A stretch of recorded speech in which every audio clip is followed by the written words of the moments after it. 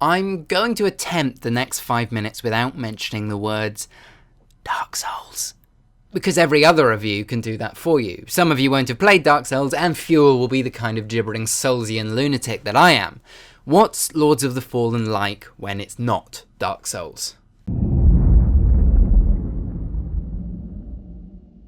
This makes the question, what is Lords of the Fallen, a bit tricky.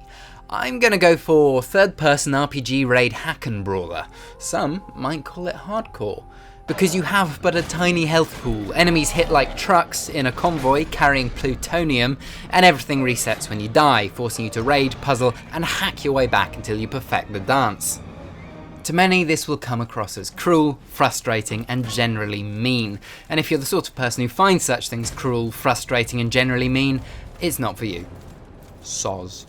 But if you're up for the challenge, Lords shakes things up enough to be a bit of a treat. Checkpoints are generous, some tucked away off the beaten path to encourage nosing, but never outside reasonable reach. It promotes a brisk pace, upping the stakes by adding a loot find multiplier to XP. The longer you leave it unspent, the more shiny the trinkets.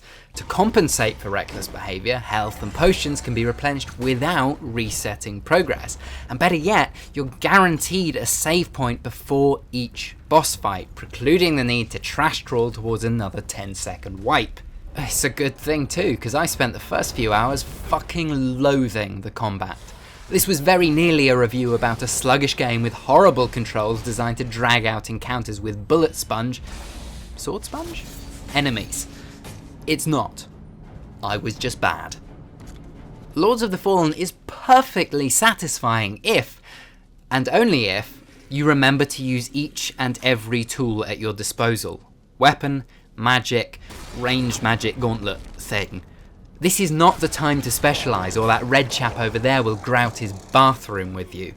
The variety in Lords encounters forces you to adapt and prevents the lazy lapsing into one cookie-cutter strategy.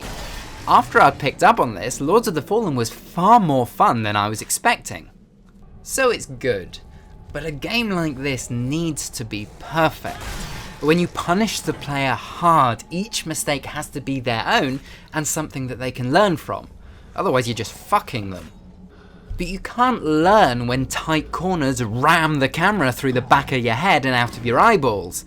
Narrow spaces force an awkward first-person view which conveys no sense of presence and tends to end in a rage quit. And Lords is packed with cramped corridors, small surroundings which showcase just how dodgy the camera can be. In fairness, it does look gorgeous in a teenage boy kind of way. Orange and blue, orange and blue, orange and blue, lens flare! Few points for originality, but high marks on execution. The armour work is exceptional, and the cloth in particular is the best I have ever seen. Which is a good thing too, as the devs are pinning a lot of playtime on New Game Plus. Oh, I should say, there is a plot, but it's generic and wooden enough to be mistaken for a flat pack. This place is the knowledge. My family might be dead, but they left me this one book, and it's a map. Suffice it to say, demons, god, vaguely familiar voice actors, backstabbing, bada. Actually, the story makes things actively odd. It took me about 25 hours to clear, and in that time you're supposed to have won a war. But because you spend so long puzzling out the fine detail of around 3 areas, with lots of backtracking, completing only a handful of major objectives in that time, it just feels like you experienced the first battle. It's as if 2 acts are missing. By the way, PC users be warned, I crashed, again and again and again. My GTX 780 Ti would reach about 85 degrees before dying and requiring a little breather. It happened even after reinstalling and with both the most recent 344.48 and previous set of drivers. Could just be me, but be aware, it leads to screaming at the end of 15-minute boss fights. However, I remain unexpectedly impressed.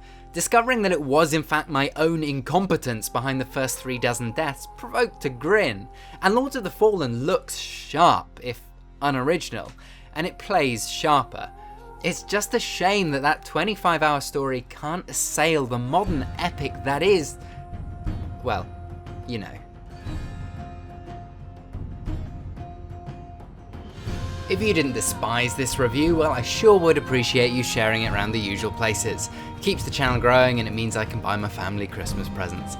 I'm kidding. I don't buy my family Christmas presents.